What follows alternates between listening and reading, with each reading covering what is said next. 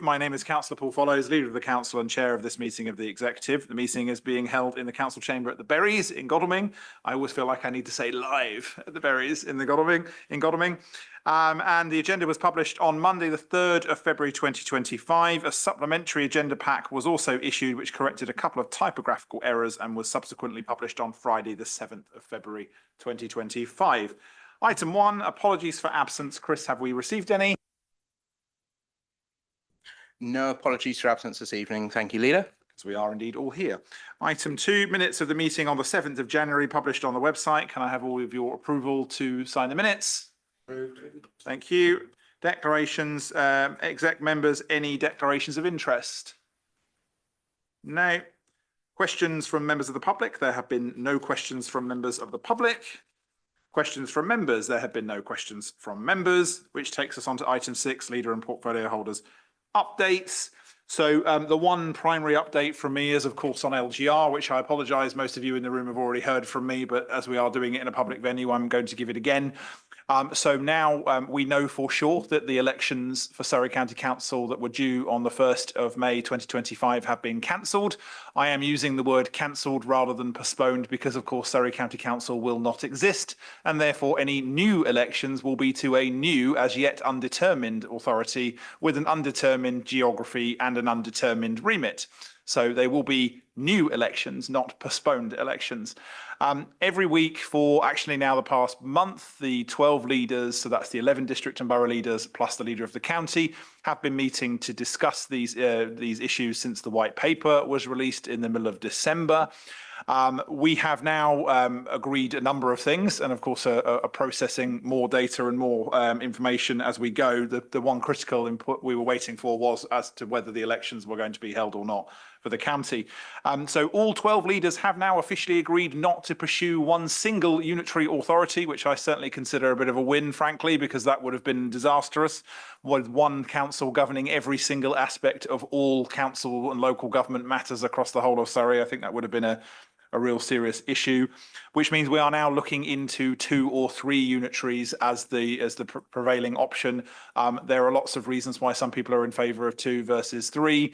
I'll be clear that I'm in favour of 3 because I think once we've looked at the issues of debt across the county, we need to be looking at local government structures that are actually effective for residents for the next 50 years and not basing these decisions around what should be temporary issues such as debt, particularly when that debt is held elsewhere in the county. We've also agreed that ideally there'll be one single bid from the county and the districts and boroughs together. Government have made it very clear that they will look more favourably on any bid that is submitted jointly. Certainly that is the hope across the board. I think I need to just manage expectations slightly that we're all staying very unified at the moment, but we haven't actually got to the issues that are likely to be divisive, not just on 2 versus 3, but on what 2 or what 3 that is. It's likely to be a little bit more fraught in the room that this is being debated when we start putting names to places and to unitaries. As to the strategic, the mayoral tier, so I think any of those of you who watched Angela Rayner's announcement to the House of Commons, that was actually a little confusing. I received more WhatsApp messages in the space of 30 seconds, probably at any point so far in my political life, between her starting and her finishing her introduction of that to the House of Commons. But we got a letter clarifying the position from the Minister of State the following day. And so it's very clear what's happening. In Surrey, we have to go through the unitarisation process first before any mayoral devolution happens next, which is allegedly where all of the benefits will come from. I will rather cynically state that this massive transformation from a 2-tier system to create a different 2-tier system is one that is a little puzzling to me, as the government doesn't seem to wish to address any of the actual root causes of the current problems, like, for example, the debt, and like, for example, how local government is funded and how services such as adult social care and children's services are actually sustainable in 2025. Without dealing with those, all we will do is create bigger councils with exactly the same problems that will rematerialise over the next few years. But we have, anecdotally, the leaders known that certain counties were doing their own thing. So we've known, for example, that Hampshire is doing something of its own, certainly Kent and the Sussexes. But rather than just take our gut instinct of that, we thought it appropriate to write to all of the counties, boroughs and districts of our neighbours and check for sure what they're doing. And shockingly, everybody's doing their own thing and doesn't see Surrey as a particularly attractive partner in the things that come next. And I'm sure I don't need to tell anybody here what the reasons for that are. So we've now ruled that out. Of course, you can't make a strategic authority out of one single unitary. So even if we weren't against it by policy now, it is effectively ruled out anyway by the way this works. I have committed, as have most of the other district and borough leaders, to a debate at a full council for the submission of the initial bid, which will be on the 21st of March. So there'll be a Waverley full council, extraordinary full council on either the 18th or 19th to be determined. Many of the other boroughs and districts are doing the same. I'm intending to give a full debate and meaningful vote as to whether we agree to be a signatory to that bid, and again then for the high level bid that will be submitted on May the 9th. As you can see, these are incredibly tight timeframes to be doing something as dramatic as what's being proposed. And I think regardless of anybody's political persuasion here, the risk to vulnerable people when we are talking about reorganising such massive and fundamental services as some of the ones I've described and a few of the ones I haven't, adds significant risk to a system where there is already significant gaps. And that goes on top of Surrey's budget being rather stretched, frankly, and some of our fellow boroughs and districts being slightly less realistic as to their financial position as probably they should be. So that's where we are on this. We're meeting every week. We have an in-person meeting on Valentine's Day, which is definitely going to be a treat for us all. I am trying to make sure I report back to members on a Friday evening or Saturday morning before the public version of the statement that the Surrey Leaders Group are usually putting out on Monday, subject to discussion. So hopefully I'll be able to keep everybody as updated as possible on that going forward. For any other members who are watching this or reading the posts I'm putting up online or the emails I'm sending, if you have any questions, please shout. This is a very complicated and fast-paced issue. I also just want to say I'm incredibly grateful both to Pedro and to Richard, but particularly Pedro, who's agreed to lead the chief executive wing of this debate. And I think from the perspective of Waverley and Guildford, having a lot of the evidence base and a lot of the direction being written by people down this end of the county will serve us very well in terms of shaping the future. And very last thing before I stop talking on this, I think there is, if we can get past some of the really fundamental issues, there is a genuinely significant opportunity to create something new and something better here, which I'll speak for officers for a moment, is not something that either officers or members very often get the chance to do. So if we are able to do this and do this well, I think it will be genuinely transformational for residents. If we are blocked at every step by a government not wanting to change anything, or if we are blocked by people who are fixated on the debt to the expense of all other issues, this will not be very good. And it's trying to make sure that we get the best outcome here for residents and put in something in place that might last another 50 years, which is, I think, the objective of the government at the end of the day here. Right, I shall now go around the rest of the exec, starting with Tony. Thank you, Leader. No update at this moment, but I will be updating on one aspect of car parking policy as part of item 12. Not be a meeting of any meeting, in fact, of Waverley Borough Council at any level at this point if we weren't talking about car parking this time of the year. Victoria. Thank you, Leader. I would just like to take this opportunity to thank our Assistant Director for Strategy and Corporate Services, Robin Taylor, for all his work and efforts at Waverley Borough Council over the years. Robin will be leaving us shortly for new pastures, and I'm sure we all wish him well. I have very much enjoyed working with Robin since I joined the executive and have valued his insight, expertise and work ethic during this time. I've always felt very well supported as an exec member, and I thank him for everything he's done for Waverley. Can I just second that as well? I mean, Robin was one of the officers that was here when I was first elected, and he always went out of his way, not just to tell me what was happening and what was going on, but to explain some very complicated processes and how local government works. And he's one of the people that I owe a great debt to in teaching me anything about how any of this works. Gemma. No update from me. Steve. Yes, thank you. I'd just like to add my own personal debt of gratitude to Robin Taylor as the lead for the climate change agenda, and he has been an extremely articulate and passionate advocate for the climate change agenda, despite all the other work that he had to do. And I'm very, very grateful to his work and his support in that agenda. In terms of waste, I just need to give a little bit of an update here. And in terms of the waste collection agenda, it's of some relief that after many years of government inaction, there is now at last to be a rollout of a series of national reforms designed to drive down waste. A major part of these reforms is the extended producer responsibility, or EPR. This effectively means that producers will have to cover the costs for collecting, recycling and disposing of packaging waste that they produce.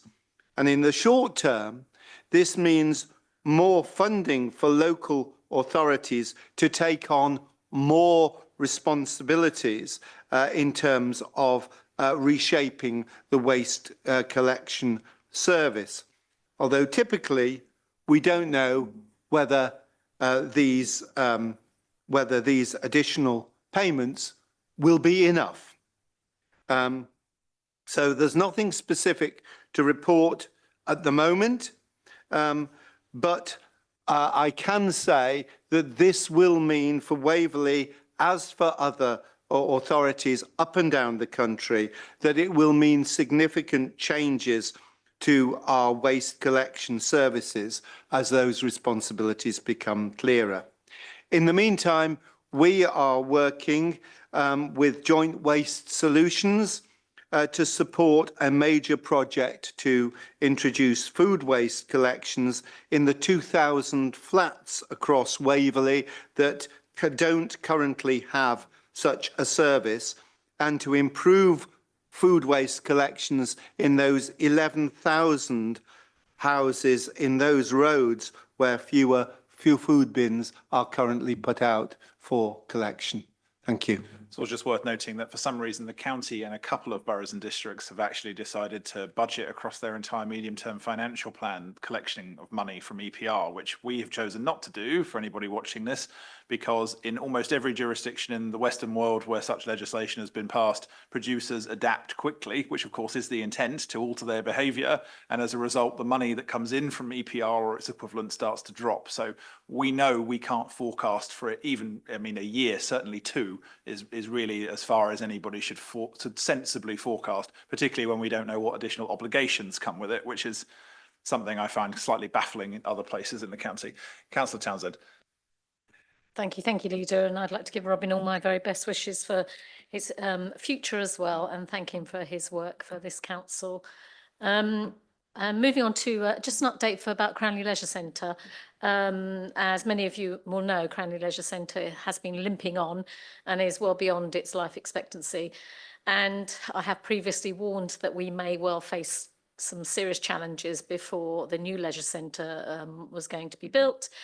And this was, in fact, the state of the current leisure centre was one of the key reasons why we decided to invest in a new leisure centre for Cranley, which is going to the planning committee in early March. We had hoped that the current building would last through the design and build phases, but unfortunately it hasn't. And the pool is are currently closed. That's the main pool and the little pool, due to condensation that has caused some of the ceiling tiles to fall into the pool. And obviously this is a safety risk. We are working with everyone active to reopen the pools as quickly as possible, but the repairs, unfortunately, will involve scaffolding, which will take about a week to assemble and dismantle, with at least 2 weeks for repairs. So at the very least, after pool cleaning, we're looking at between 5 to 7 weeks for the repairs to take place. So we are yet to decide on the options that we need to take. But obviously, I would like to apologise to everybody, all the users of the pool, and assure you that we're seeking a solution as quickly as we possibly can. Could I just ask you a quick question, Liz? Can you remind me of how long the Cranny Leisure Centre was being discussed by the pre-29 Leisure Centre, 2019 administration, knowing these issues were manifesting without actually any commitment to any budget or plan? Can I just say it was a very long time? Yes, I thought so too.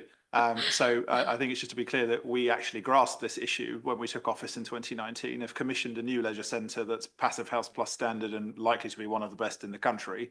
But it does mean that we inherited a leisure centre that was already known to have issues, and we are trying as fast as we can to resolve it with a nice shiny new leisure centre. Indeed, and also the fact that not only was a decision not made, but no budget was secured for it at the time. Yes, I remember either. the exact phrase: a multi-million pound investment in Cranny Leisure Centre, Yes. in Cranny Leisure, which was not in any way identified in the budget. Mark. Oh, hang on a minute. My sorry, apologies, Liz, you're sorry. Apologies, we'll have to wait. I'd like to obviously remind also the executive about our housing targets as well, because we have just recently published our 5-year housing land supply. Many of you will be aware that our local plan, we had 590 houses per annum. That increased towards the end of 2023 to 710 after from the last government, and now the new government, we all know we've got an eye-watering figure of 1,481 houses to deliver each year. So there has been a little bit of confusion about what the council's delivery rates have been, and I'd just like to confirm that over the past 4 years, we've consistently exceeded the local plan target for net housing completions. And over the last 3 years that are published by the government, so we're waiting for last year's figures completely to be confirmed, but for the last 3 years, 2020 to 2021 was 682, 21 to 22 was 823, and 22 to 23 was 969. So that's a total of nearly 2,500 completions over the last 3 years alone. So by the end of 2023, we were covering about 154% of government target. So to claim that this administration has constantly, I'm using the words that have been used, constantly under-delivered housing is simply not true. And I would urge Jeremy Hunt perhaps to talk to some of his researchers or perhaps his head of comms to check the information before he puts it out perhaps in his mailing list, because it is a bit misleading. And also I would just say that, our housing target has more than doubled, but I would challenge any council to have granted enough reserved matters applications in just 2 months, so since December, and that would be for an additional 7,775 new dwellings to deliver over the next 5 years. That's what we need to do. So at the moment, we've got about 2,000 of that supply, but obviously you can see that that is a very big figure. And in 2 months, I don't think any council would have managed to do that. Thank you. And as I'm apparently doing this by hypothetical questions, or certainly rhetorical ones, in terms of government being asked about mechanisms to make developers deliver rather than this being a profit motive, I assume we've asked at least 3 or 4 times over the last 5 years about this to various MPs and the state. We have, Leader, and we have no powers to force developers to build. The Local Government Association and loads of councils, including us, have lobbied successive governments asking them to give us some powers to try and accelerate housing delivery. But the last government failed to introduce those, and it looks like this government is following through the same direction. Obviously, developers will just build to their own pace. And I think that unless they're given considerable incentives to build more quickly, that we will see it very difficult for the government to meet its housing targets. And, the perversity of the planning system is that if we fail to deliver the number of houses that the government target gives us, then we are forced then to give more planning permissions. And usually these are on greenfield areas, speculative development, not development that this council would like to see, and on areas where there is very little infrastructure as well. Thank you, Liz. Mark. Thank you, Leader. I'd like to send my best wishes to Robin as well. He's going to be missed. And I'd like to also observe that locked up in all of those unbuilt planning consents is a small fortune in infrastructure funding from developer contributions. Not nearly enough, and nothing towards water or other private utilities, but still funding that's not available. Right, in 2019, we inherited an empty building at Way Court East in Farnham that had been purchased not that long before by the prior Conservative administration. At that time, their budget strategy was to borrow upwards of £100 million to invest in commercial property, the goal being to generate rental income for our general fund to replace the business rates that we were losing to central government in Surrey. I'm pleased to report that despite COVID, despite explosive inflation, and despite the labour and other supply side headwinds facing the construction sector, we have successfully now delivered at Way Court East a new GP and pharmacy facility for Farnham, which was handed over and opened last week by our good friends at the newly renamed Farnham Central Surgery, supported by the Frimley ICB. As the assets and portfolio property holder, property portfolio holder, forgive me, I'm still delighted to say that not only is this an outstanding health facility, but it's a green one too. The building has solar panels on the roof and an energy performance rating of A. But as the finance portfolio holder, I'm thrilled to bits to say that the project is self-financing and that it'll not only pay for itself, but also make a financial contribution to the income we need to provide our residents with the services they rightly expect. Most of all, though, it represents really an outstanding job by our officers who've worked tirelessly to deliver it, for which we should all thank them. Thank you. So what we're saying is we've got a world-class surgery in central Farnham that is contributing revenue directly to council services, that is paid, that is an exemplar use of the deployment of community infrastructure levy, and is also an environmentally sustainable building. Yeah, just for starters. Pretty good job. Councillor Mirrlees.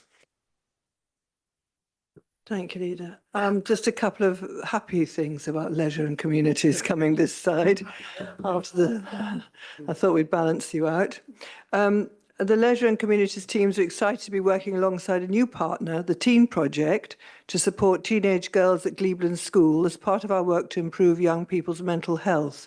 And with our funding, they're delivering a 6-week confidence course through personalised mentoring, interactive workshops and practical activities. This structured project is motivated by the increasing numbers of young girls self-harming, the rise in anxiety and body confidence that impacts on their school and home lives. So I'm hoping that that's going to be a really worthwhile project. Sustainability in our leisure centres. The leisure and sustainability teams are working with everyone active to utilise funding to implement further energy-saving projects to reduce carbon.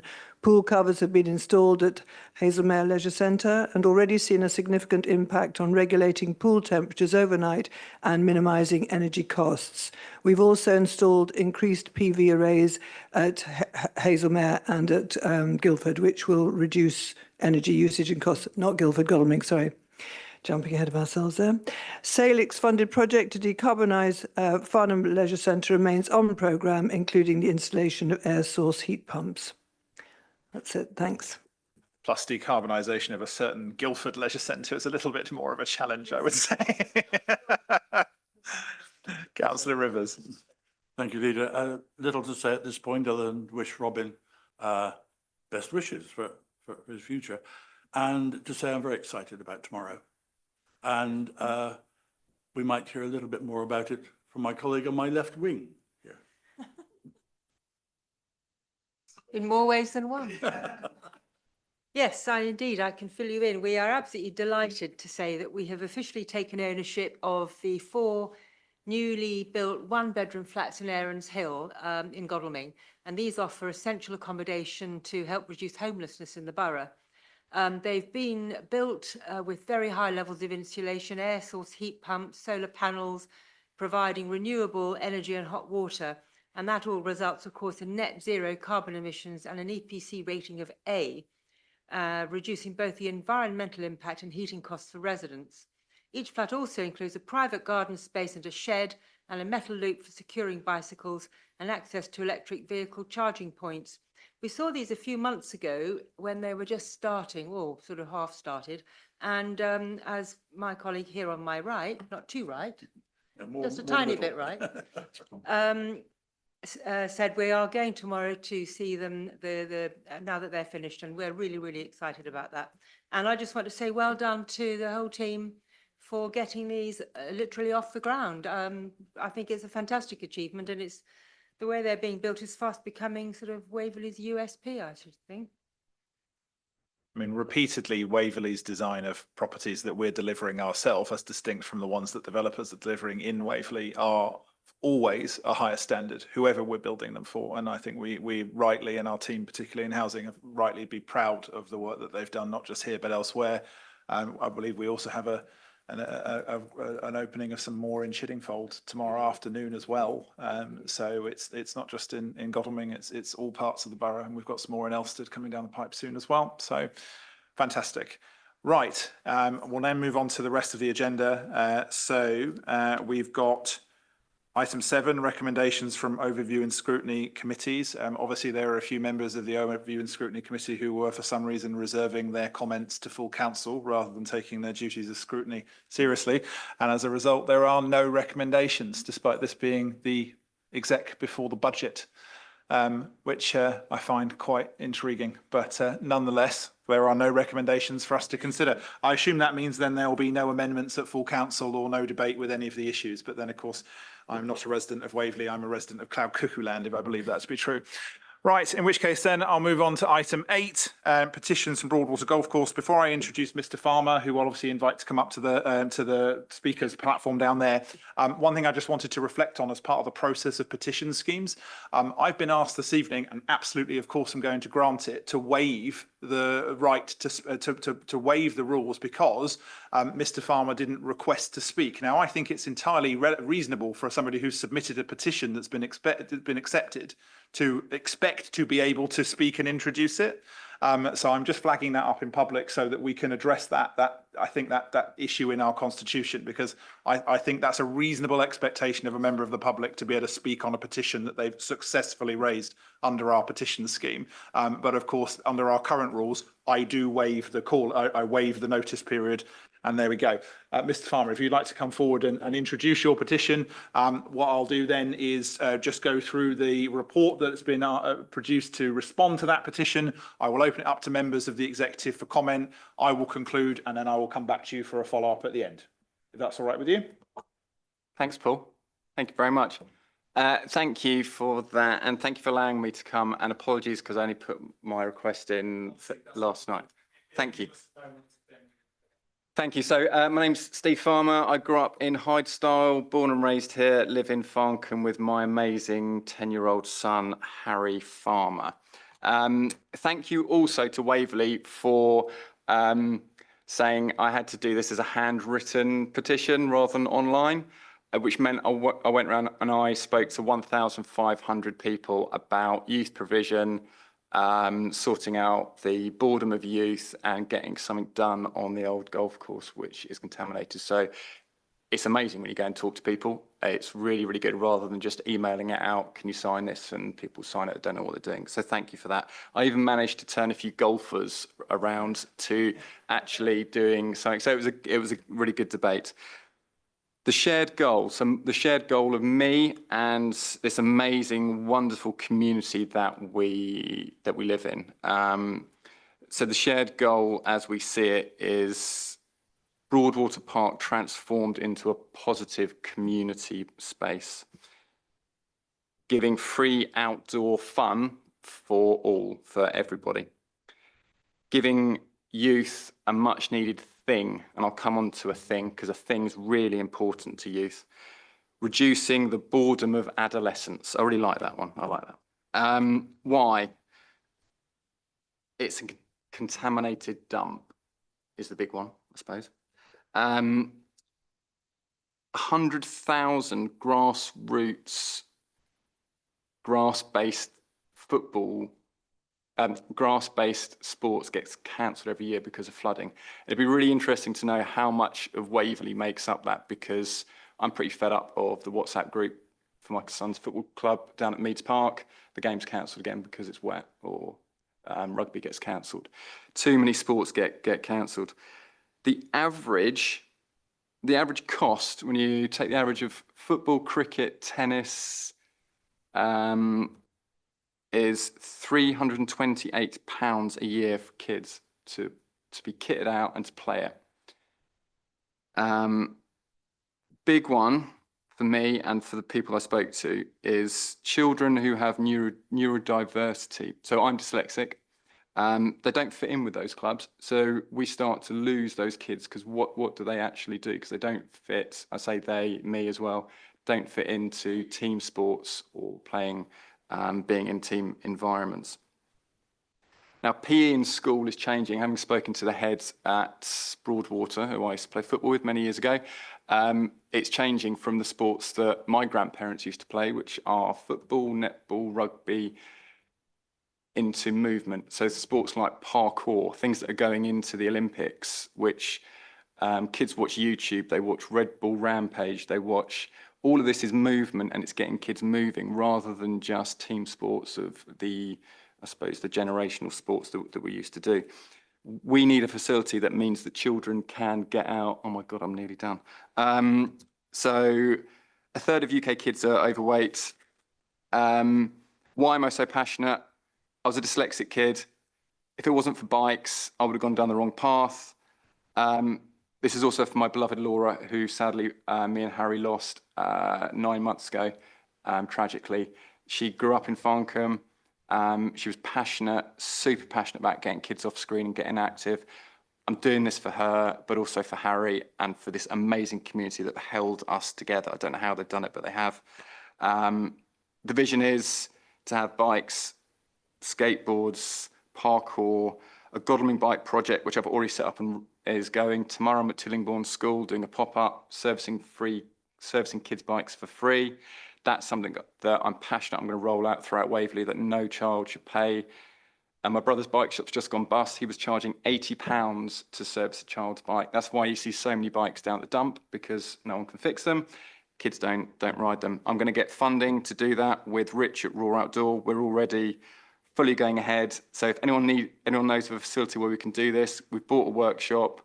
We're starting to do it. I'm doing it at home. It's already happening, so that when Broadwater does happen, we can just move it straight in. So it'll be a facility to be teaching, training, getting youth offenders. That's what Rich at Raw Out does. It's all going to be part of that. So this is dyslexic brain that starts to just flow ideas, and I've gone way over my time, but I'm super positive and passionate about doing this.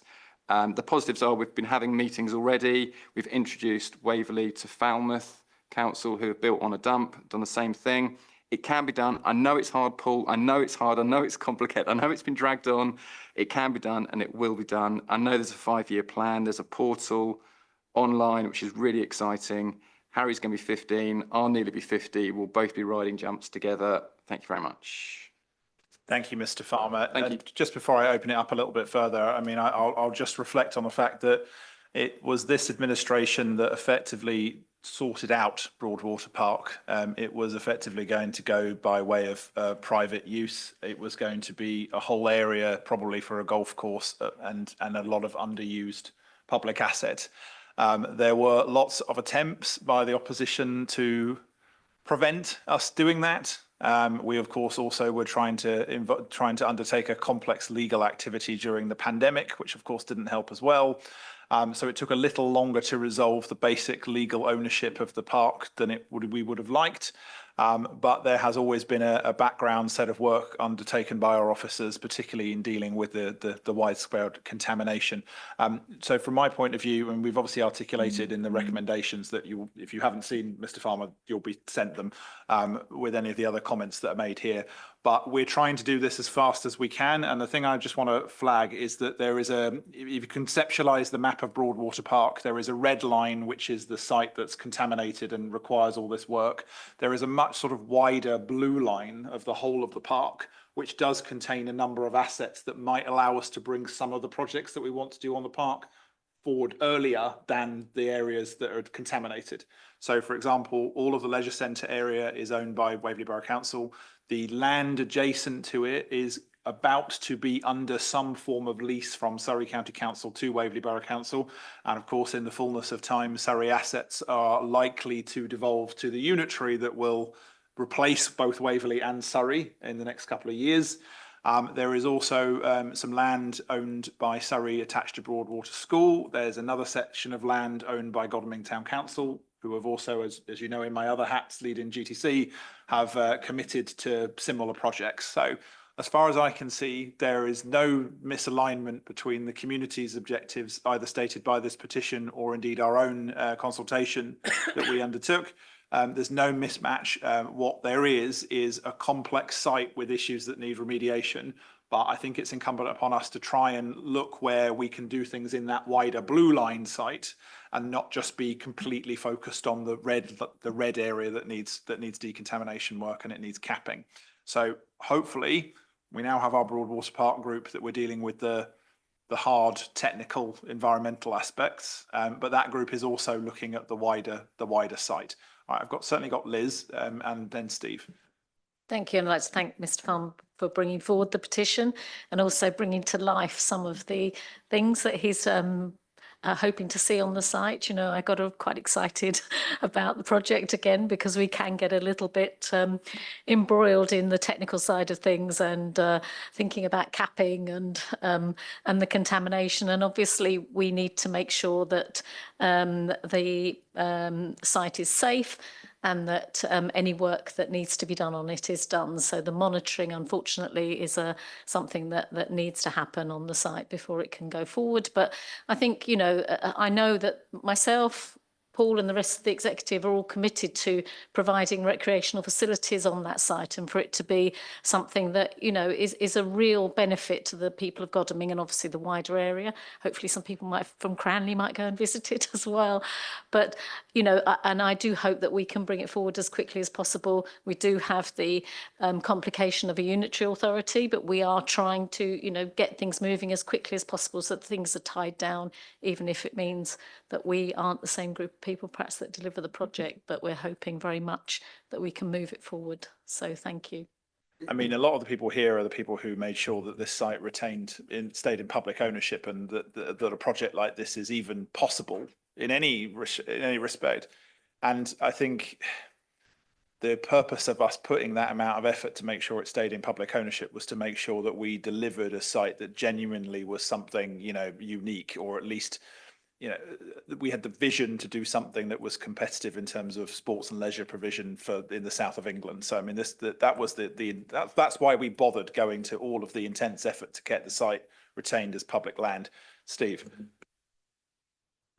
Yes, thank you, Leader. I'm absolutely delighted that, you know, that we have ensured that our officers, bless them, have worked absolutely tirelessly over the past years to effect the maintaining of Broadwater Park in public ownership. And I'm really grateful that we now at least, you know, have got are beginning to talk about these things and talk about the kind of vision that Mr. Farmer's been talking about.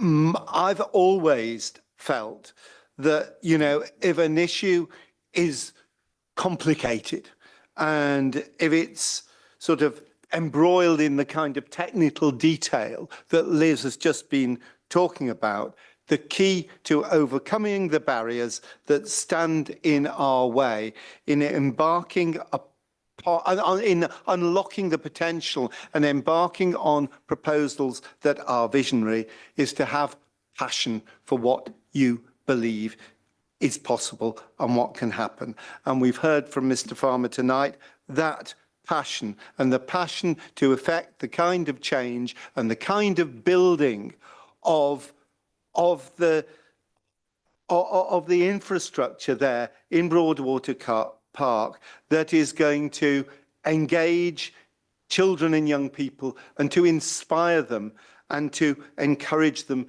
to engage in the kind of activities that we've been talking about tonight. So I'm really delighted that this petition has come onto the agenda today, and I hope that it will be the beginning of a partnership with the community to take forward, to build on what we've already achieved in terms of planning for Broadwater Park and achieving the ambitions of the people of Farncombe in doing exactly that. Thank you. Just to also add, I mean, the monitoring has definitely already started. I mean, there are a lot of very serious environmental works that have already commenced, and will obviously require some time to go through all the things that we're required to do by law, and certainly that the Environment Agency and Natural England and other bodies require us to do. I will, in my other hat, communicate the outcome of these resolutions to Godalming Town Council. I'm not going to add an extra recommendation to draft that letter when it's also me sitting in the chair, so I will do that in my other hat. But are there any further comments before I bring it to a vote on the recommendations and ask Mr. Farmer if he'd like to say anything else before we move to the next item? No, in which case can I have all those in favour of the recommendations A through G stated in the papers? Thank you very much. That's very much unanimous. Thank you. Mr. Farmer, is there anything else you'd like to add? So it is no, just to be clear, it is actually, yeah. Yeah. Well, there's two things there. The straightforward answer is it's got a covenant on it. That means you can't. The more technical, the more I think reassuring one is that if you can imagine how difficult it is building park equipment on it, it would be even more unfeasible for houses. So that I hope is at least is more reassurance beyond a piece of paper. There is an issue that we've been sort of kicking around in the background. The changes to unitary councils does mean that we do need to start clocking how that works. Now, on the one hand, it's potentially actually really useful because actually then it's one council with all the powers of what we currently call the county and the borough to do these things on the site. And actually that's potentially quite a good opportunity to speed this up. But on the one hand, that covenant is currently managed by Surrey County Council, and we need to make sure that there's a legal continuation of those protections. So I don't think there's any danger of housing being on it because it's fundamentally unsustainable site for housing. Even if anybody here had intention, which we definitely don't, it is a mad site to do it on. But we do want to make sure that there's a continuation of the legal protections. Liz. Can I just add, there's no plans for this council to put housing on there at all. It isn't a site that is being considered for housing. It's got a covenant on it. And also we are committed to it being recreational facility, especially in expanding communities. There's more need than ever to make sure that recreational facilities are enhanced, expanded and provided for the community. So some other people might say something different. I'm the planning portfolio holder. I think I might know. And there are no plans to put housing on that site. I think we've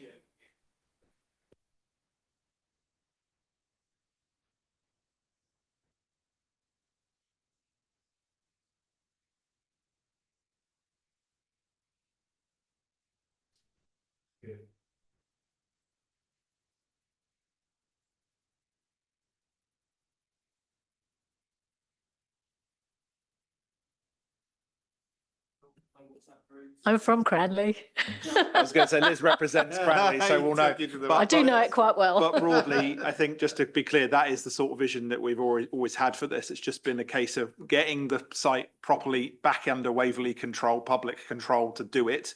And then it's doing all of the very complicated environmental processes that we have to go through to get it to that next stage. So recommendations all agreed. I will obviously communicate that to GCC as well in my other hat. Thank you again for your attendance, Mr. Farmer. Just also to add, we were just looking, Deputy Monitoring Officer and I, at the petition scheme. And in Guildford, for example, you can submit an online one if you want to.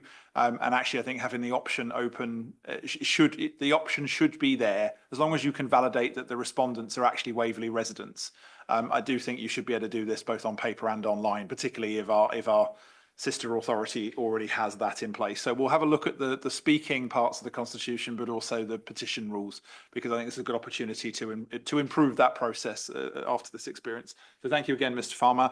I'll now move on to item 9, the Human Resources and Organisational Development Service Joint Assistant Director of People. I think this one is with me to introduce. Yeah. So as we work more closely with Guildford, there is a need for a more strategic approach to our HR provision, I think, which will be even more important as we accelerate the pace of creating joint teams and joint services.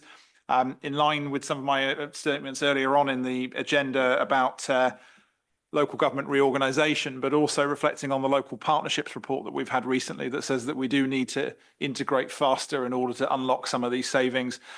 We do need to make sure that there is a strategic HR layer when we do that, and I think it will also be to our benefit when we go through this unitarisation process going forward with the local government work that is clearly going on later. So I move the recommendations to you. Are there any other comments, Victoria? Anything from you? Sure, portfolio holder. No, I think you've covered all the main points there. I'm wholeheartedly supportive of this. I think the landscape that we're entering into is going to be very complex, and we're going to need this additional support from and supporting our teams who are doing fantastic jobs. So thank you. And I know Mark will probably mention it more thoroughly in the budget, and certainly will do at full council, but where a number of people may see some growth in staff on this and wonder what on earth we're doing, there is a certain level of staffing that's required to facilitate the collaboration, and the savings that we're forecasting in the budget are with these included. So this is me just clarifying that these posts here are also subject to the approval at council on the 25th of February. Any further comments? Otherwise, I'll move the recommendations. No, can I have all those in favour of the resolutions? Thank you very much indeed. Item 10, Joint Chief of Staff, which is also with me to introduce. So we've discussed this item in a few places, exec, council, and also between us. And there was, I think, a view with the exec that we wanted to discuss what the purpose of this role was, to make sure that it was doing what we needed it to do, and particularly what our senior staff needed it to do, and also just to confirm how we fund it and that kind of thing. The initial capacity requirements in the senior team remain, but again, the added workload that local government reorganisation is bringing, and as much as I take this as this has been a joint decision from Pedro and I, but it is, I think, beneficial to us now and in the long run to be as involved in that process of local government reorganisation as we possibly can. That, however, does mean that there are extra constraints and capacity issues put on our senior staff, and particularly our chief executive. So while I was initially a little uncertain as to whether I agreed with this role or not, those things are very clear, and I think have got only clearer with the LGR proposals. So I think we need to start considering some of these things as an investment in making sure that the LGR process goes right, not just for Waverley and Guildford and their staff, but also for our residents. Councillor Keel. Thank you, Leader. I'm very supportive of this proposal. I think this is a very common role within councils. I'm actually personally surprised we didn't already have one when I joined. As you've said, we're in a new landscape of local government reorganisation, of which our joint CEO is playing a large role, and that's going to be really important to our future and our residents' future, which means that the support that he receives is crucial. And as this is a shared role with Guildford, we're getting a lot of value from this appointment. Councillor Townsend. Yeah, like you, I was a little bit reticent to start with, but absolutely have come around to the necessity for this post. And it's not just because of local government reorganisation, to be honest. It's because, you know, we are an ambitious council. We've got an awful lot of projects on. We want to achieve a lot. And I think in order to do that, we've recognised that the structure that we need in order to deliver for residents needs that position to be filled. And I think, you know, that even so with the local government reorganisation, we probably do want to see more of our projects moving forward at pace as much as we can. So this is important for residents. Thank you. And actually, just reflecting on the last item, it's also making sure the things that we have going on now continue to go on with the successor council, and making sure that those things are understood with whatever new unitary takes its place, up to the point of a shadow authority anyway, taking that role over more formally. So there are a lot of benefits to this, as Victoria said. I mean, I was doing the rounds talking to some other councils of our sort of scale, certainly with Guildford, and this is quite a common role, and they were equally surprised that something like this didn't already exist. So I take the comments of those people seriously, and think we should be doing the same here. So any further comments? Otherwise, I'll move the recommendations. Can I have all those in favour of the recommendations, please show. Thank you very much, everyone. And then moving on to item 11, which is very much in the same vein as the previous two. We've obviously needed to modify and expand our leadership team over the course of the last couple of years while we've been pursuing collaboration. We need to make sure that several gaps and other issues are dealt with, particularly through a joint support service for the leadership of various types in the council. Again, once we get into the more detail of LGR, I can bet you anything you like it's going to start involving more officers than just the chief executive, particularly when we start looking at things like who's doing adult social care and children's services, and highways and things like that. These are non-trivial matters, and I'm sure they will draw on the time and resources of an already busy set of people. So again, I move the recommendations and think they will be beneficial to our work as Waverley and our joint work with Guildford. And sorry, I know Mark will probably say something similar, but Waverley is one of the few councils still even vaguely in charge of its own destiny when it comes to its money, to the point that we are one of the few people able to do anything new and grow and do new things, as evidenced by things like the surgery, but also Thriving Communities Fund and various other things. So we are in a position where we do want to be doing more, and nothing about LGR stops us doing that in the meantime. So we need to have the capacity to deliver those sorts of projects. Any other comments, anyone? Victoria? Yeah. Thank you. I just wanted to add to these types of services where we have a joint senior team are obviously best served by a joined up support team. And this makes the most sense for the way we deliver our services. This is what we have in place. And so this formally recognises that and provides the uplift that is required for these roles. Actually, one thing I will say before I move the recommendations is that we also, I think, as a group here and as a team of officers and members, we do need to start looking at some of the non-staffing barriers, particularly low-level IT and other inefficiencies that make it harder than it should be for our joint officers to do basic things like check their email and look at their calendars and things like that. Not to mention the fact that if I want to book in a meeting with the leader of Guildford, I can't see anything about her diary. If Steve, when he was trying to have a shared meeting with his opposite number in Guildford, can't look remotely at anything on the other side. And these are starting to become, I imagine, not just irritating barriers for everybody, but things that will impede the effectiveness of decisions like the one that I think we're about to take. So can I have all those in favour of the recommendations, please show? Thank you very much, everybody. Right, so now we've done those ones, we'll move on to the small matter of the general fund budget. And I will, as ever, to use our mayor's words, as he's been Chancellor longer than anybody else in the UK so far, move to Mark Merriweather to introduce, I believe, your 6th budget.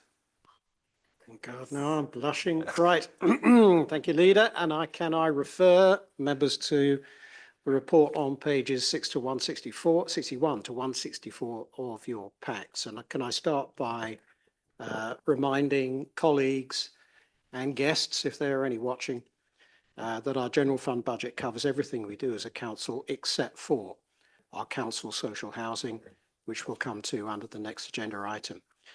So in 25-26, we expect the gross annual cost for our general fund services to increase by over £5 million to over £45 million for the first time.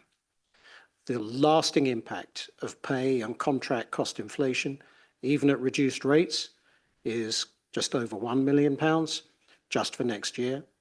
But we also face other unavoidable pressures, including, just for example, reduced planning fee income and Waverley Training Services income, which also in total exceed £1 million. But we must also meet daunting increases in demand for our services while remaining duty-bound to procure value for money in a fast-changing world. So as part of this budget cycle, we challenged each service to justify bids for the additional costs they'd identified to maintain or improve service delivery, to sustain the delivery of statutory services and obligations, or for other reasons consistent with our duty to pursue continuous improvement. Where possible, we've sought external funding for cost increases or tried to ensure that additional costs will generate new income or be funded from savings elsewhere. Where we can, we've also limited additional costs to only a temporary period, and we've also recognised that in some cases spending now is needed to avoid spending even more in the foreseeable future. So together, these pressures add a further £2 million to our costs for 25-26, although that impact does wind back a little bit in the subsequent years from 26, 27 and beyond. So it's profoundly disappointing, to put it mildly, to have to report that for next year and beyond, and despite rising costs and demands for services, not only will this council not receive any additional financial support from central government, but rather, if anything, quite the opposite. For example, the government's changes to employers' national insurance will cost us over £420,000 a year, for which we'll receive only £140,000 in compensation. And other changes to our grants and core spending power will cost us over £380,000 annually. In calculating our financial settlement, the government just assumed that Waverley would increase its share of council tax by 2.99%, knowing that the potential revenue from the council tax increase would be offset by a corresponding reduction in government grants, leaving the council with no real increase in central funding. At Waverley, council tax only accounts for about 30% of our gross non-housing income. And so we have to manage inflationary and demand cost pressures using our other existing resources and by identifying further savings. On the cost side, we've mitigated the additional pressures by, for example, securing external funding for revenue spends, by reducing the revenue contribution to capital back to its pre-23-24 levels, and only where appropriate, proposing that specific one-off and investor-save costs be funded from the reserves that we set up in prior years specifically for such purposes. We're also expecting to realise a further £150,000 of efficiency savings from our collaboration with Guildford. This will fulfil the £700,000 annual recurring benefit first outlined in 2021 from local partnerships in their report, and which has been scheduled in our medium-term financial plan ever since. Meanwhile, on the income side, in 25-26, we'll start to see the benefits of our new leisure centre contract, and we'll also continue to refine our car parking fee structure to meet the demand for the very limited supply of spaces in our car parks. This will actually mean a rate reduction in the up to 3 hours rate almost everywhere to encourage visitors to stay and shop. And we're also proposing a much improved charging structure for those car parks that are in the evening charging pilot. So the impact of years of austerity combined with the pressures of recent high inflation have left a lasting strain on our budgets. Unlike the private sector, our ability to respond to these challenges is limited by regulations set by central government. But I'm especially pleased that we've been able to maintain funding for our council tax support scheme and also actually increase the Thriving Communities funding available to support the services to our communities offered by the struggling voluntary community and faith sector who deliver them. But most importantly, and with thanks to the dedicated hard work and skill of our finance team, I am able to present to you not only a balanced budget for 25-26, but also a medium-term financial plan that balances the budget for the following year in 26-27 and projects the lowest 4-year medium-term financial plan cumulative shortfall that we've seen since 2019. This is on top of an up-to-date set of 2024 audited accounts. We have, of course, been mindful of the government's plans to reorganise local government across Surrey in as little as 2 years, and where appropriate, even allowed for that in our estimates. But this reorganisation will create even more pressures, financial and non-financial, for us and our officers. But we will continue to work hard to manage ourselves within our available resources. We received no recommendations from the Resources Overview and Scrutiny Committee that considered this report last week, and no councillors have registered to speak on it tonight. So I happily commend this report's recommendations to this executive. Thank you. Thank you, Mark, and I'll renew my annual thanks to you for making sure that all of us are as aware of this budget and its components and its detail. I am the only reason I understand any of this over the last 5 years is because of the patience that you have shown members, not just like me, but others as well. And I definitely want to thank both Richard and Candice for their hard work and the finance team in general, because to have clean, I mean, it won't mean much to some people outside of the room, but for a council to have up-to-date clean accounts is an increasingly rare thing. To have 1 year balanced is an increasingly rare thing. To have two, I can't think of any other examples where that's the case anywhere, frankly. And certainly for those of us who are having to look at accounts of other councils in Surrey and the county council in the context of LGR, this is frankly miraculous and is quite rightly should be praised by all members from all parties, frankly. Mark, do you want to just come back on that? Yeah, listen, it's not miraculous. It's thoroughly professional, diligent, hard work from a group of people who know what they're doing and can't be thanked enough for that. Also, just probably should mention that large portion of why Guildford is currently as stable as it is down to the hard work of some of the same people. So anyway, any further comments? Anyone? Liz? Yeah.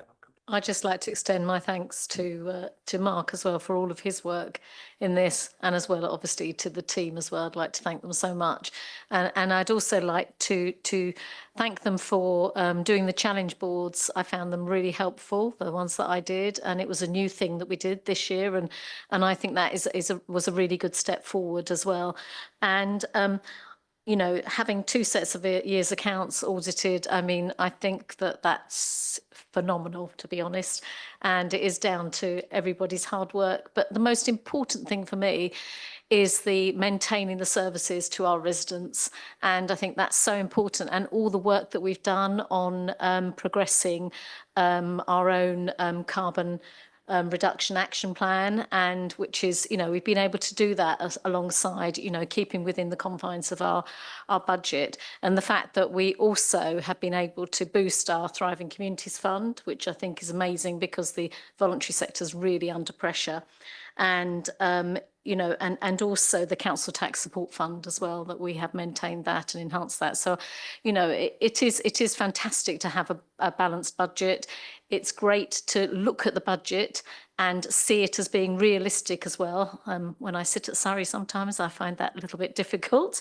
But you know, but it is down to the hard work of the team, and they really work well together and support each other as well. And you know, that's a really positive force to have within the council. Thank you. I'd also just say, just in terms of members actually engaging with this report, this is significantly easier to grasp than I think some of us who have been here a little while have ever seen. This is, I mean, I feel like probably for the first time in a long time, I genuinely get what this budget's doing line by line. And the challenge boards, I have to say, were incredibly useful. I think I went to 5 of them in the end for different departments, and they were just a really useful learning experience. And one of the things I'd be keen to do next year, perhaps in the context of further integration with Guildford, is perhaps having some of them together with our opposite numbers from Guildford, so that we can start looking at ways together that we get some of these collaboration savings. Right, I've got Tony, and then Steve, and then Victoria, if I haven't missed anybody. Thank you, Leader. Yeah, look, I'd like to add my thanks to Candice, Richard, but particularly Candice and her team.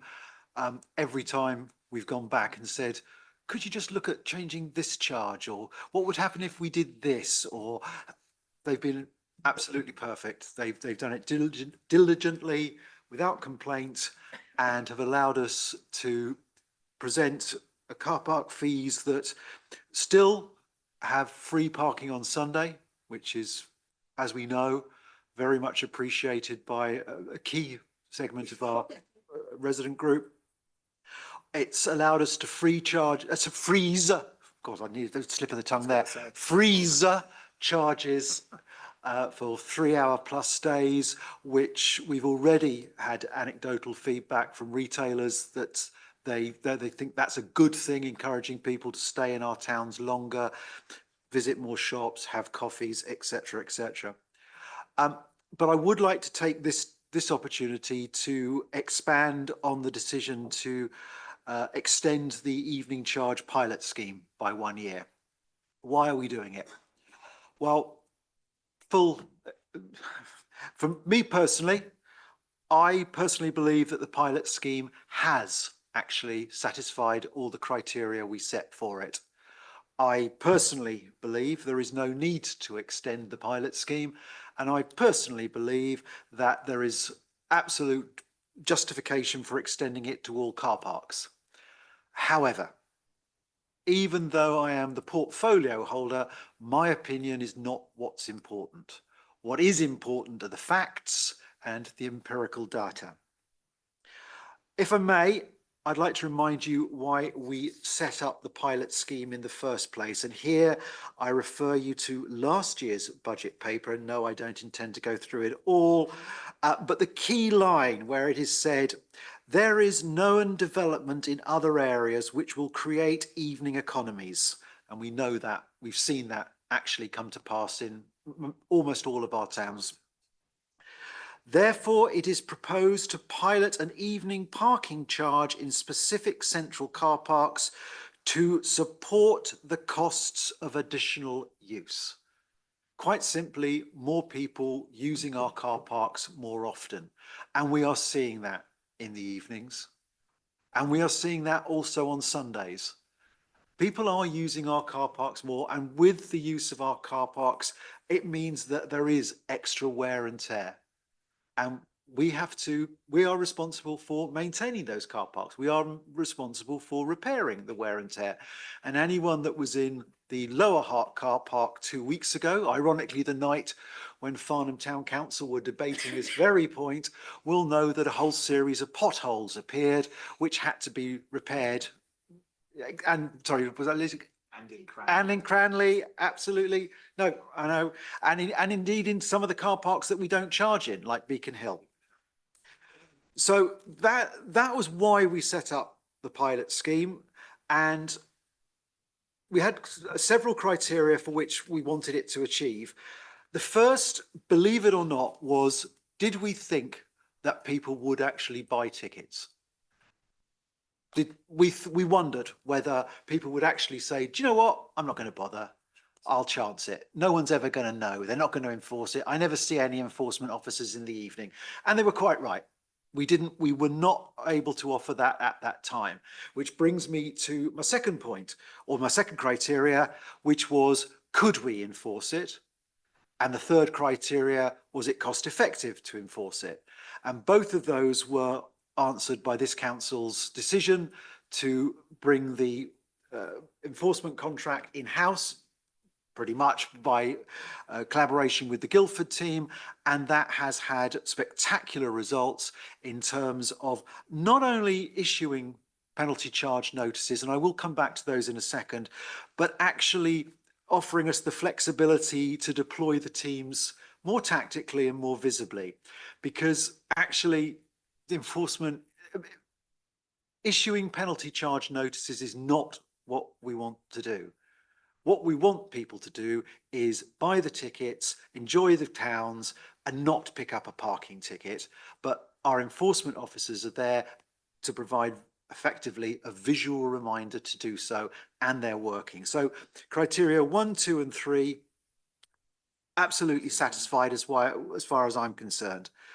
I would also like to actually remind everyone that Waverley operates 25 car parks, only 8 of which, less than a third, have evening charges. Those 8 car parks, sorry, the 25 car parks have just over 2,500 spaces. Evening charges only apply to 1,000. There are plenty of car parks, there are plenty of spaces where we don't charge evening charges. Even in, and I, as a Farnham town councillor, or as a resident of Farnham and as a Farnham resident councillor, I know that there are car parks in the centre of Farnham, Wagon Yard comes to mind, Upper Hart comes to mind, where we do not employ evening charges, yet people go for the convenience. And that they park in at the car parks which they are most convenient for the town centre. Personally, I'd argue that Wagon Yard is, but evidence suggests otherwise. And as I said, the wear and tear, subsequent wear and tear of those car parks is greater. That's a fact of life. So why can I not justify it? Well, the main reason why I can't is the fact that I can't stand here, sit here, look you all in the eye and say it has satisfied the criteria of has it had a negative effect on businesses. And the reason I can't is, very disappointingly, we haven't been able to secure the third-party data to prove our case. It's as simple as that. We thought we could, we thought the data would be available, and it hasn't been. And it's a shame, but what that means is that we are going to have to create our own data, or rather, not create our own data, sounds like cooking the books, but use our own figures, use our own year-on-year figures to say, categorically, people are using our car parks more in the evening. We can prove it because, look, we are selling more tickets. And of course, having never sold tickets before, we can't do that. So that's why we are going to extend the pilot scheme. Is actually to do what councillors were asking at ONS and provide exactly the data where we can stand in front of you and say, look, here is the proof that it's having no effect on businesses. And just finish that point, I will remind everyone that business after business after business have been saying the same thing about the three things that are affecting businesses right here, right now, are not evening charges in our car parks. It's things like rise in national insurance, the rise in the minimum wage, and the reduction in the business rate relief. That's what's affecting our businesses. It's not evening charges. Thank you. Thank you very much for that, Tony. I think that's a question that I was expecting there to be some kind of recommendation from ONS on that subject, and then nothing came along. So I think it's really fantastic that you've gone into that in the detail that it required. Any other comments? Sorry, Victoria, I think you were next. Thank you. I just wanted to add my thanks both to Mark and to our wonderful finance team led by Richard and Candice. In all my interactions with finance, I've been very impressed with the detailed policy knowledge you demonstrate and the way you're able to explain very complex financial information in such a way that even I can sometimes understand. You are both a credit to our council, as is your team. Thank you. Steve. Yeah, just really wanted to add my thanks to Mark and the team who, in the face of local government finance being compromised again, as year after year after year, have actually managed this budget process, both in terms of the presentation of the information, which I think is tremendous clarity, but also in relation to the process. Budget challenge meetings were challenging, I think. That is, that's the whole purpose of them. But I've always felt, in my experience, in my life outside this council, as well as inside the council, that there are two types of finance officer. There are two types of chancellor, if you like. There's the blocker, and there's the enabler. And what we have here in Waverley is an enabling ethos, because we are a council with a very clear vision. And Mark mentioned two of the things that we have secured. Talked about protecting the and increasing the council tax support for those who are least able to pay. Talked about increasing our Thriving Communities Fund, and also not compromising on our climate change agenda. In the face of the financial pressures that we have had over the 5 years that I've been on this council, it would have been so easy to say, we've not been getting the support from the government, we have to bid for everything. We've bidded and we've been successful. But it would be so easy to say, well, let's just shelve this. Let's just push this forward. Let's forget about our commitment to do our bit for the planet in terms of our carbon reduction targets. We have not done that. And actually, this evening's executive meeting has been a testimony to that. I didn't give a climate change report in my executive portfolio holders report this evening, but we heard what was happening in relation to housing, in relation to the leisure centres.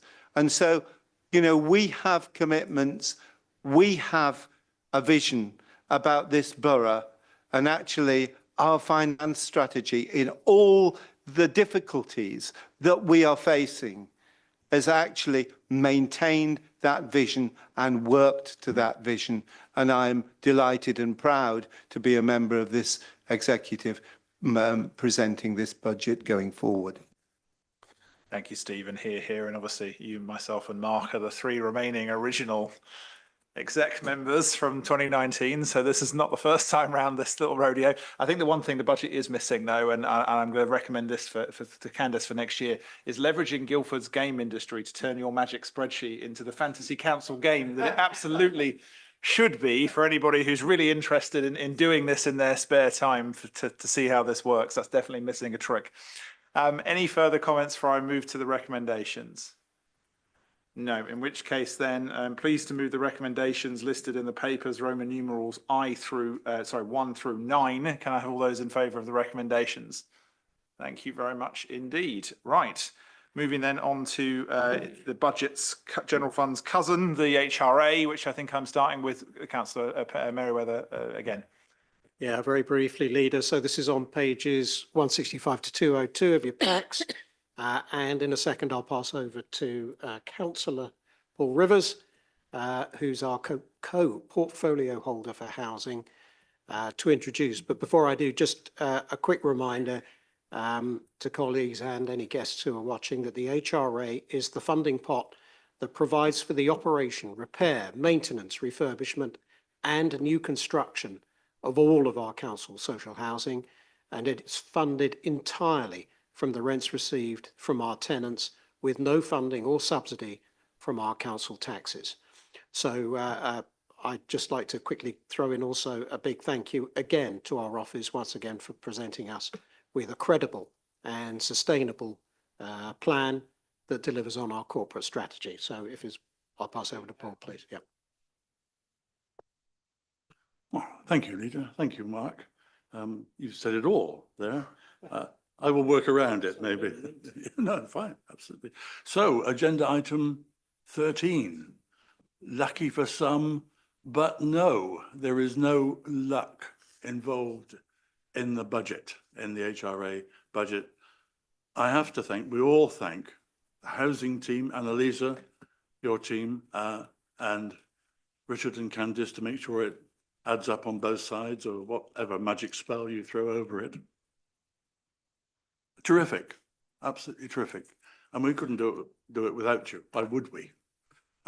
So I am pleased to speak to the HRA budget 25-26 report, which supports our strategic approach to maintaining, improving and increasing our housing stock and putting our tenants first. Our capital budgets are designed to meet the regulator of social housing safety and quality standards. This includes essential investments in health and safety, such as fire safety measures, electrical safety upgrades, and structural repairs. These investments are not just about compliance, they are to ensure the safety and well-being of our tenants. We are also committed to maintaining and upgrading our properties to meet the Decent Homes standard, This means modernising kitchens, bathrooms, and other facilities to provide our tenants with comfortable and modern living conditions. A significant portion of our capital budget is dedicated to our energy efficiency programme. By investing in insulation, energy efficient heating systems, and renewable energy installations, we are reducing our carbon footprint and lowering energy costs for our tenants. This aligns with our corporate commitment to achieve net zero carbon emissions by 2030. To ensure the long-term viability of our housing revenue account business plan, we propose a rent increase of 2.7%. This increase is aligned with the Regulator of Social Housing's rent standard, which allows for rent increases based on the Consumer Price Index plus 1%. This increase is essential to cover rising costs and ensure the financial sustainability of the HRA. Now, at the Landlord Services Advisory Board, which is an executive working group with equal numbers of elected members and tenants, this budget proposal has been discussed, questioned, and ultimately approved. And I do thank Candice for her presentations to that. And I echo, and the tenants would, I'm sure, echo that to you too. While keeping rents low may benefit current tenants in the short term, the board recognises that the council would face a financial shortfall that would jeopardise its ability to fund ongoing maintenance, improvements, and compliance with regulatory standards, and which would have a negative impact on our income in perpetuity. I want to emphasise the importance of our capital spend. Investments in fire safety measures, electrical system upgrades, and structural repairs are essential to comply with safety regulations and protect our tenants. So modernising kitchens, bathrooms, and other facilities ensure that all homes are in a good state of repair and have modern amenities. So, in conclusion, then, the proposed capital and revenue budgets and rent rise in the report are critical for meeting regulatory requirements, ensuring the long-term viability of our houses, our properties, and aligning with Waverley Borough Council's strategic goals. And I commend these proposals to ensure we continue to provide safe, high quality, and sustainable homes for our tenants. Thank you, Leader. Thank you, Councillor Rivers. And yes, thank you, Annalisa, Candice, Richard, and all those who have worked on making sure our HRA is sustainable whilst making sure we make our lives of our tenants as comfortable as possible in homes that they're proud of, and also continue with our ambitious and very successful building programme, which, bearing in mind we have an outstanding housing register of 2,000, something like that, we obviously need as well. Any comments, anyone? Otherwise, I shall move to the recommendations. Oh, and just to be clear, I just wanted, for my own benefit, the rate for the calculation is that CPI in September. Yeah, thank you. Right, in which case, can I have all those in favour of recommendations, Roman numerals 1 through 8, please? Thank you very much indeed. Right, then moving then on to, turn the page, the Thriving Communities Commissioning Fund 2025 to 2028, which I shall invite Councillor Miralise to introduce. Thank you, Leader. This is the funding recommendations for 2025 to 2028, which will be in place the next 3 years, all being well. We had a total of 47 applications, and they were received this time against the 33 applications we were presented with 3 years ago, so quite a jump, and with only the same amount of money. Assessing the applications called on the services and professional experience of those from Surrey County Council, the NHS, our head of service, Sam, as well as Waverley councillors and other officers, Jane Todd. The assessment was pretty forensic, with a clinical approach, alongside those with knowledge of the organisations in their locality. And this helped when applicants were not as competent as some, but in our way of thinking were equally important. We did our best to be as fair to the entire borough as possible when divvying up the money. However, 442,000 to be shared out with 46 applicants was not a lot to work with, and some organisations have felt very disappointed, but you can't get blood out of stone. We did our best. To those who have contacted our officer, Jane Todd, with a request for more help, I'm pleased to say we are now able to look again at what we can do for them, as the Growth Fund has given us an extra 71,000 to work with. We still have organisations where funding is ring-fenced whilst their situation is being looked at, but I hope that we can move on that once that has all been sorted out. But it's a great relief to know that those people who, I know several now, have been to speak to Jane, our officer, because they have been very concerned about whether they can actually manage to achieve what they need to achieve. And I think we will be able to help them now, but we will be having another meeting, Sam and Jane and I, and see what we can do. But if Sam wants to speak, or Jane, please take the floor. Absolutely. Is there anything you want to add, Sam? No, thank you. Thank you to Kika. I think just to reiterate to the executive, we're in a very difficult period of time. And as we've said previously through items tonight, we're very, very lucky to have more money to give to the Thriving Communities Fund.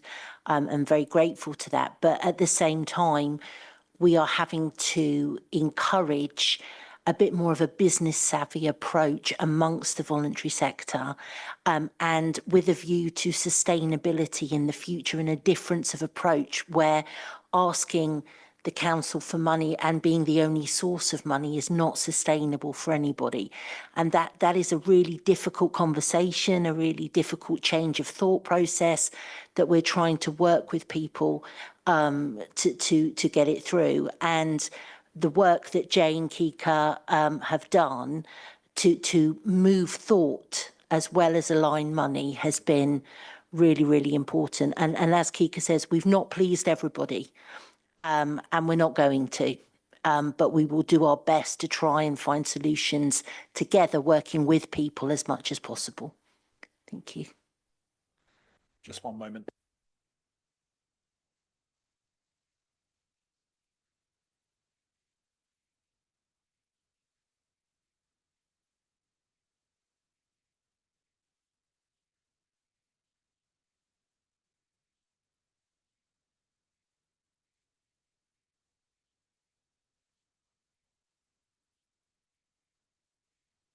Sorry, just one thing I wanted to just double check. So of course, the recommendation that we've got before you here allocates Annex 1, which effectively is the pre-growth version of the Thriving Communities Commissioning Fund.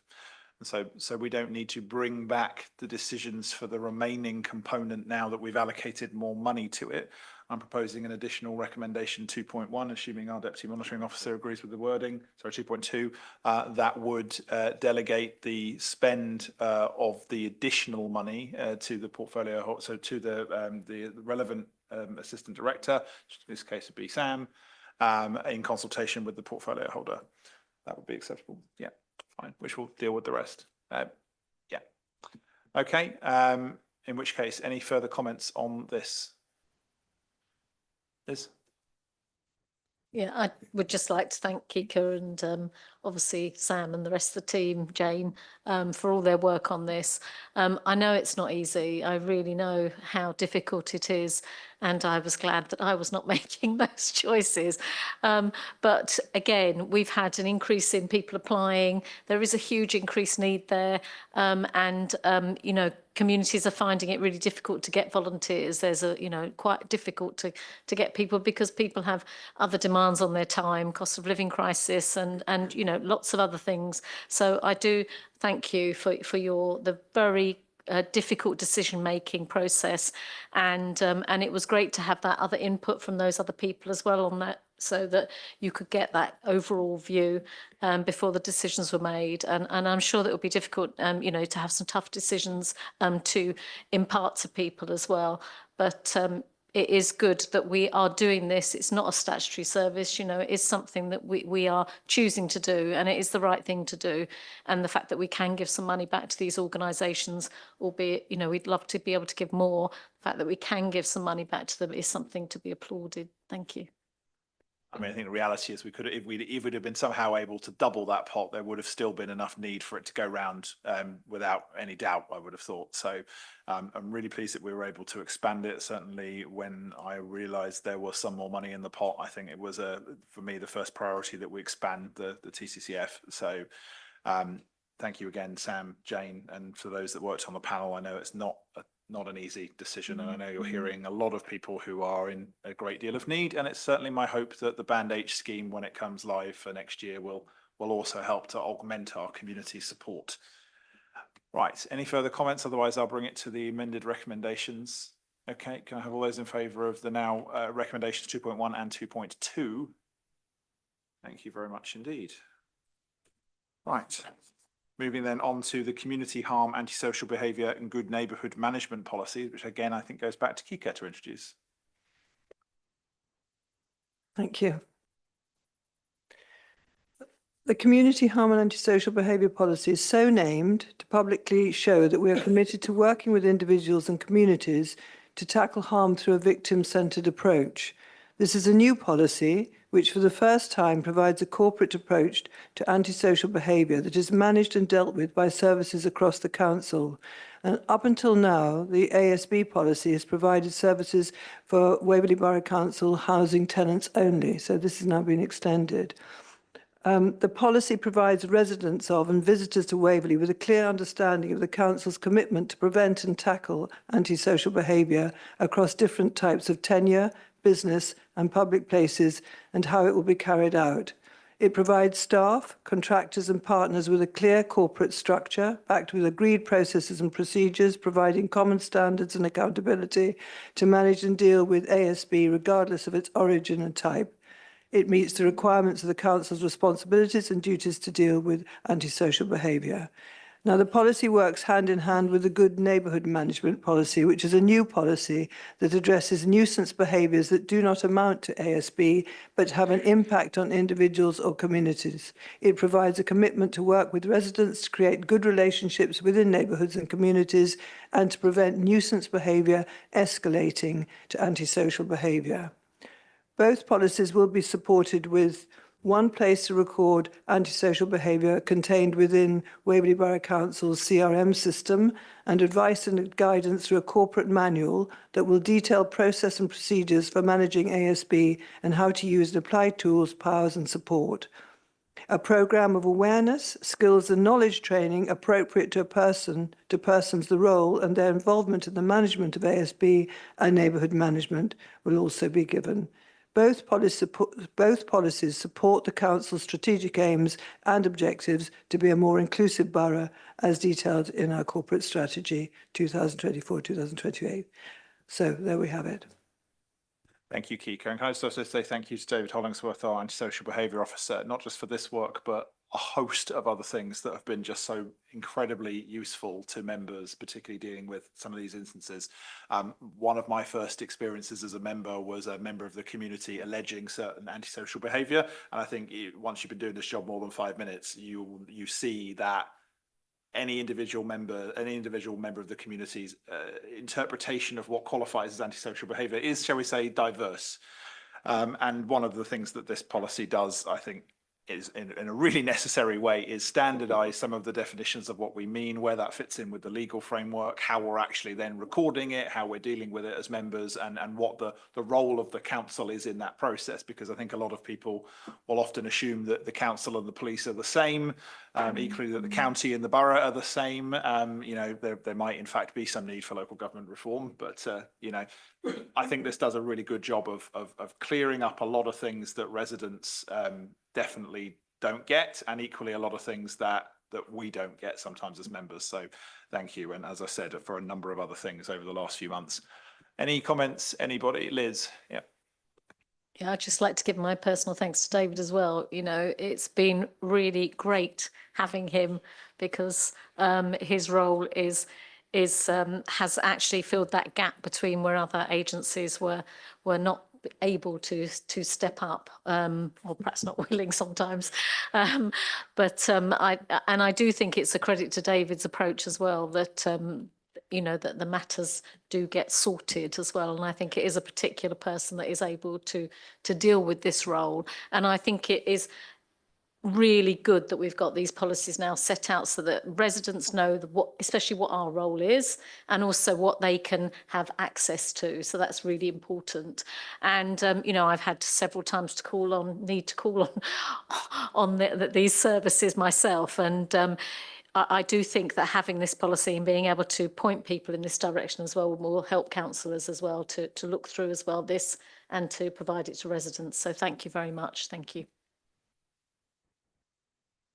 Forgive me for not thanking you.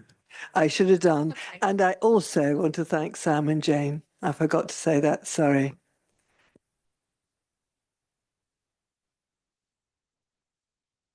Any further comments, anyone? Otherwise, I'll move to the recommendations. Okay, in which case, recommendations 2.1 and 2.2 to approve both of these policies. Can I have those in favour, please show? Thank you very much, everyone.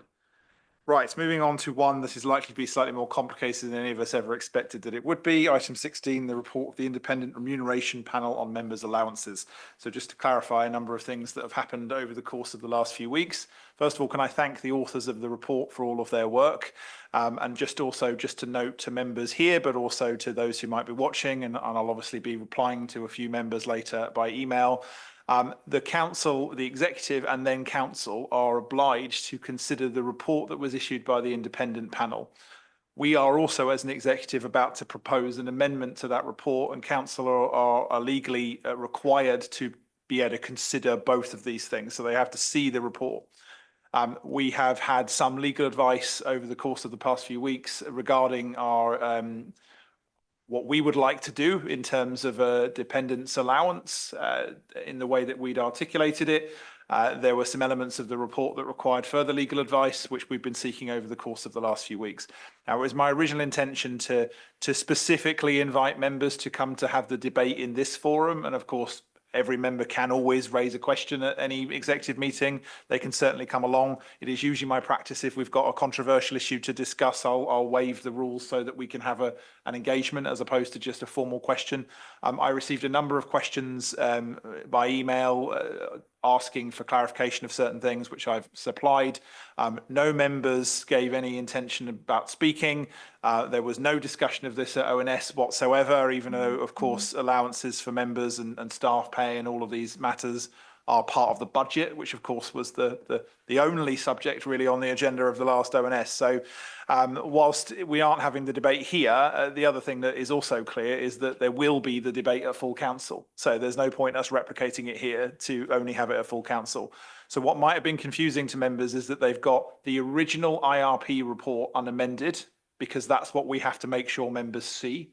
But we also then have Appendix 2, which is to be a proposed amendment that Councillor Keele will move in a moment. So apologies for any confusion that anybody had. We've obviously been working through this as well over the last few weeks. The amendment that we were originally going to move at council before I chose to not withdraw the item at council, but chose not to move it. That's a distinct difference, by the way, for anybody looking at the language I'm using. We needed to take a different approach following discussion with legal and other colleagues. So at that point, I'll invite Councillor Keele to move her amendment. Thank you, Leader. I'd like to propose the alternative proposal in Appendix 2 for Executive to consider proposing to Council for consideration, which I understand that the Leader, you will be seconding. If this is agreed by Executive tonight, this would be considered by Council alongside the original IRP proposals. I would like to make an amendment to the appendix that you see before you in two places. Firstly, to the remuneration of the Deputy Leader, which is that the increase is 0% rather than a decrease, which then has a small consequential effect on the percentage increase in the budget proposals. Secondly, to note that there are a couple of alterations of language in the Level 1 section of the Dependent Carers Allowance proposal. This replaces both instances of the words relatives and close relatives with dependents, which widens its scope, and adds the word necessarily so that it reads necessarily incurred. If agreed, can I please ask that officers make these amendments, including the financial ones, to the proposed table for council? So to the content of the proposed carers allowance, I thank the IRP for their work on the original report, and I commend their aspirations in trying to remove some of the blockers that stop people from backgrounds that are less represented from standing for council and can also inhibit them doing the job they are elected to if they get here. For those with dependents, the cost of caring can be a barrier, and we should be trying to ensure that anyone who wishes to become a counsellor is able to perform their duties without restrictions placed upon them. I think that while the sentiment of the IRP suggestion for an allowance was wholly right, we have received advice from officers that a flat rate for any member with a caring responsibility does not align with the regulations, as the cost needs to be necessarily incurred. This is, of course, balanced by a point that many have raised, stating that receipts are not necessarily possible for members to always obtain for informal types of care, and so costs are then placed upon them that cannot be in any way remunerated for. So this, of course, needed some careful thought. I've been working with officers to try and get a position on a dependent carers allowance that is in line with the regulations and would be deemed fair, and have taken inspiration from the LGA's own scheme for their member remuneration as an example of best practice that we could seek to put into place via this amendment. This section would ensure that members could claim an hourly rate set at the living wage for employees over 21 for the amount of time that they are needing caring support for and for travel time, for costs necessarily incurred during undertaking council business with no cap. Thank you for the opportunity to move this, and I look forward to our discussions both here and at council.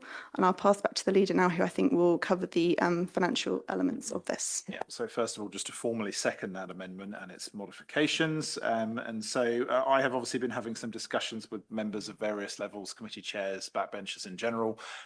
There's a general sentiment that we need to make sure that allowance rises are reasonable and fair.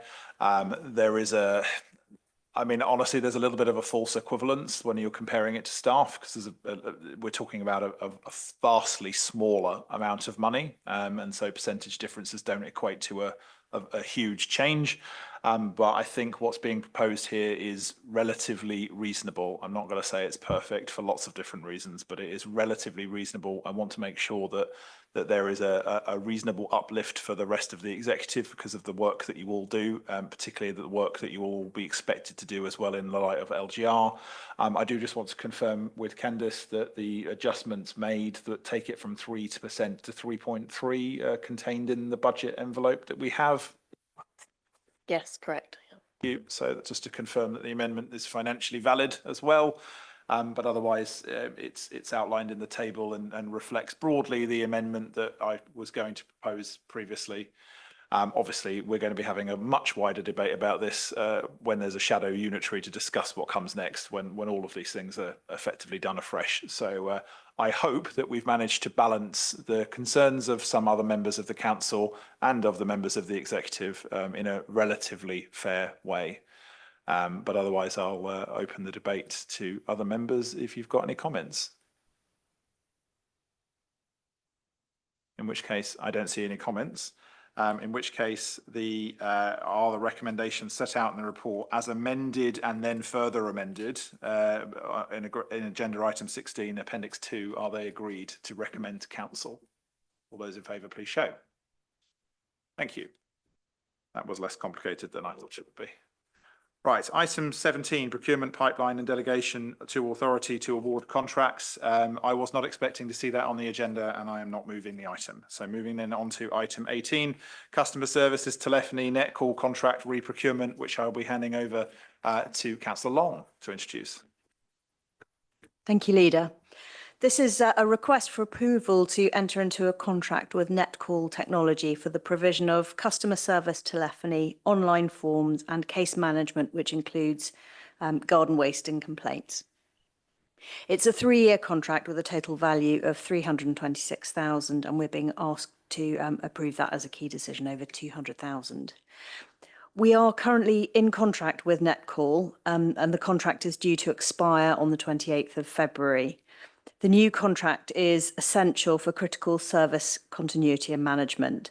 So I'd like to move the recommendation to authorise the Joint Strategic Director of Finance and Resources and Section 151 Officer in consultation with the relevant portfolio holders to enter into the new contract with Netcall Technology. Thank you, Gemma. Any comments, anyone? Otherwise, I'll move to the recommendation. Can I have all those in favour of recommendation 2.1? Thank you very much. And as there is no other business, I can close the meeting at 20:44.